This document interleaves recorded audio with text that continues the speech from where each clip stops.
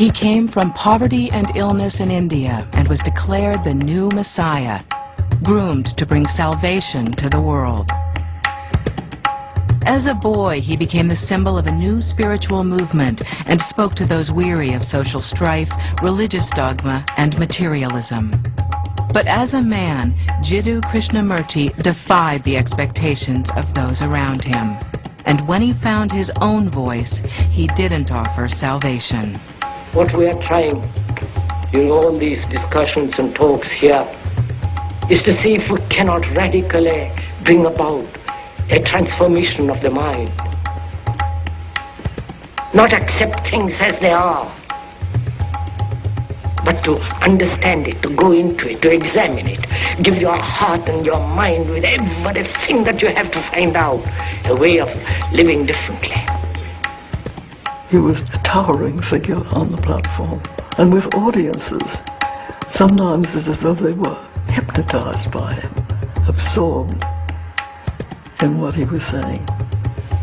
But that depends on you and not somebody else. Because in this there is no teacher, no pupil, there is no leader. He's talking about something you do yourself on your own, and everybody kept looking at him as a messiah or a world teacher, somebody who would save them. He wanted people to wake up to the reality of something and not simply have faith and trust that some outside entity was going to provide the answers.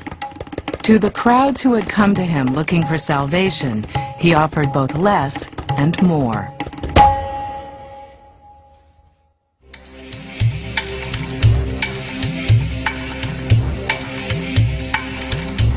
The Adyar River winds its way through southern India. At the turn of the century, wildlife teemed its banks and small villages dotted its shores.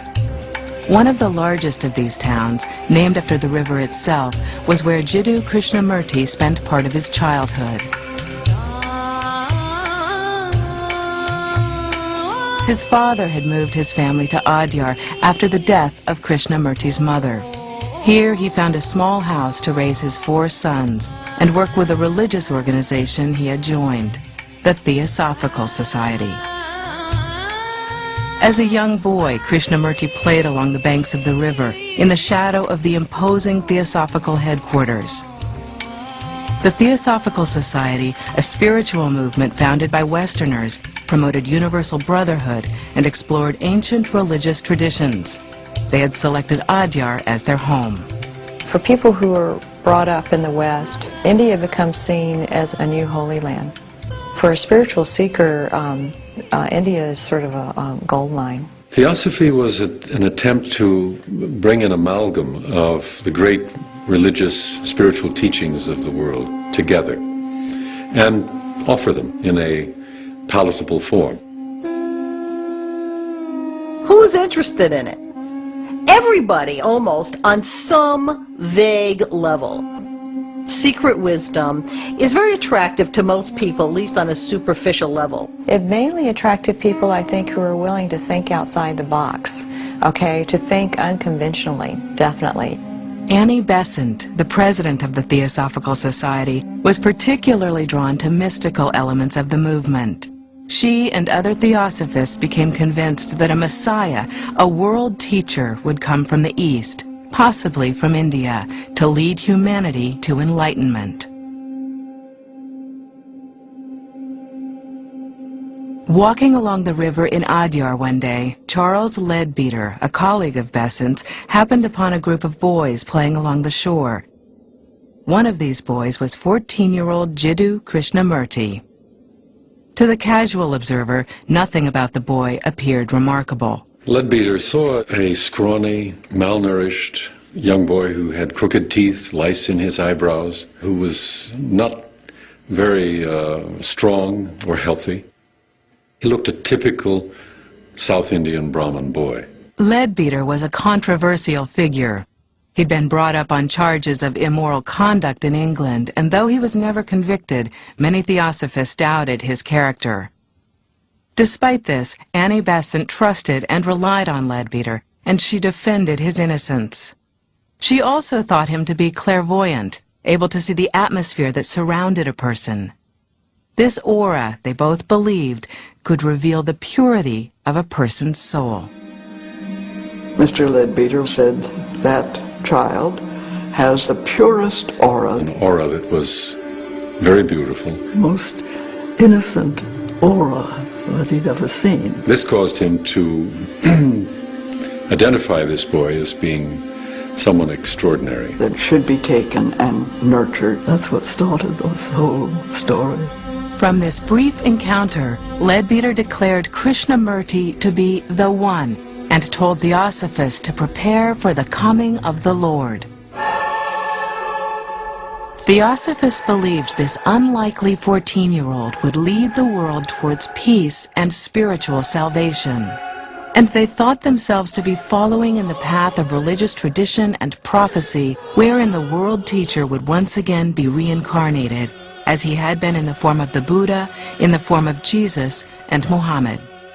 Theosophists draw from many sources, but feel that the world teacher may well be a figure that will be independent of any one religion, will sort of combine and transcend them all. Besant and Leadbeater contacted Krishnamurti's widowed father and sought permission to move his son onto the grounds of the Theosophical headquarters. But the boy spoke no English and was terrified of foreigners. His father and he agreed only after Krishnamurti's younger brother, Nitya, was allowed to go with him. At the very beginning, it was simply a task of helping him to learn to sleep in a bed, to use a toothbrush, to eat with fork and spoon. So these were kind of superficial cultural things that Besant and Leadbeater thought were necessary to make him comfortable in the world. From now on, Krishnamurti and Nitya's lives would never be the same. The boys were constantly observed and strictly controlled. Their food was carefully selected, and they were put on a regular schedule of meditation, exercise, and study.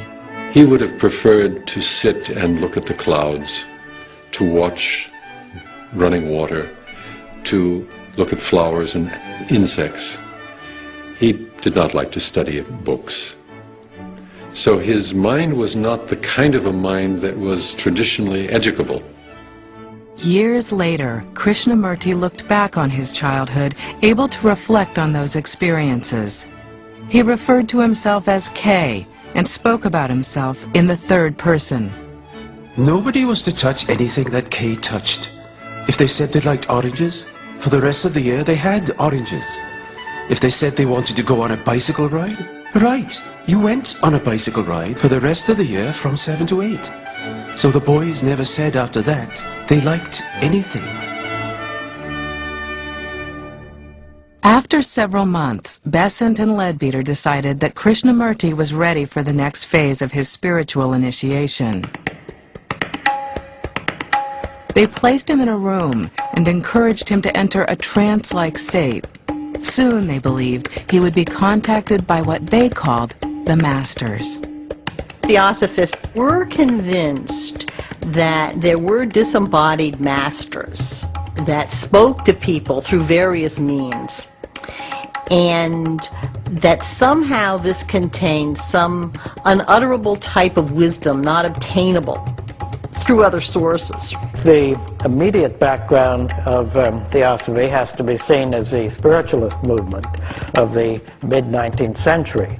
The belief that mediums could communicate messages from departed relatives and loved ones, or in some cases from higher spiritual teachers. Besant and Leadbeater said that at some point Krishnamurti's consciousness would leave his body and a fragment of the consciousness of the world teacher would step in. In a sense, it's a kind of mediumship that they were talking about, where the host becomes unconscious and another spirit steps in.